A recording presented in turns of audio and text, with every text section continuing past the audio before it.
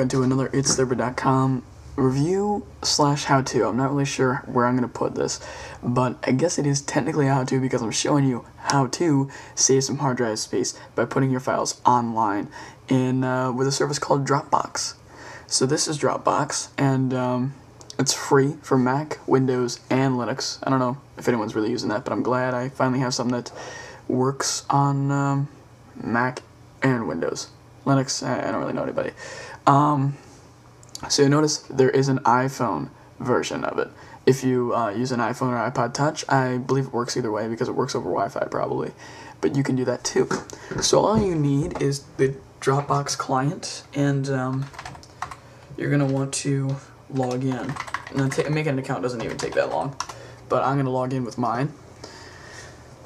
Okay, so it has a list of my files and stuff. You know, it has how much space I've used. I believe you get 2 gigabytes of free space, and you can grow that by referring more people to your Dropbox. So that's why I ask, you know, if you click the link below instead of Google searching it, we can both get more space. I get 250 megs more space, and when you sign up, you get 250 megs more space. It's not by much, but you know, it really adds up if you keep referring people.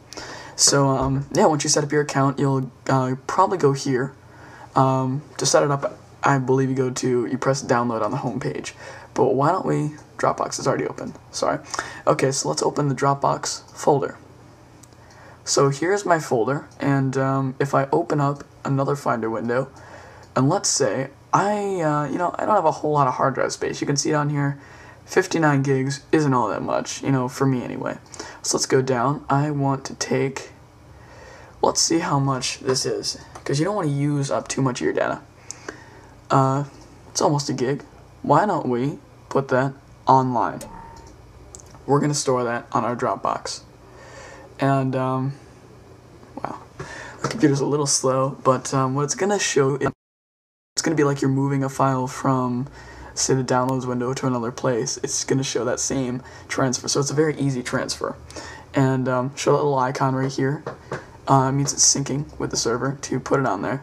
Now you can also compress a folder and put it on the server, which I believe it makes a little bit of a difference. It'll, you know, if you have a lot of stuff on your Dropbox and you didn't refer anybody for more space, it'll definitely make a difference in you know, how you put your files on there. It'll really save a lot of space.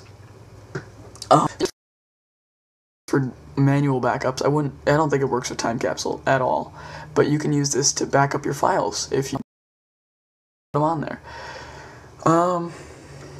So yeah, this is basically Dropbox. There's really not much to it. It doesn't take up any dock space, which is what I like, so you can run it in the background. And it shows you in this window how much you've used out of your 2 gigs. Sorry, how much you've used out of your 2 gigs. You can upgrade it to a paid version. It shows you what it's doing at the time. It's indexing my 300-something files. It shows you the recently changed files, and you can launch the website directly from this here. So it also has some help center, forums, tour, and let's see what the preferences look like. I don't know if I've seen these before or not, but take a look. Dropbox preferences. Sorry, it's been a little slow because I transferred a very large folder. Wasn't very prepared for this. Okay, so let's look at these Dropbox preferences. Come on. Okay, so it'll tell you the folder location. You can move that wherever you want. It'll show growl, which is really cool. So, you know, when it has an update, a growl notification will probably show up in the upper right corner of your screen typically. And you can choose whether or not to start Dropbox on system setup. Startup.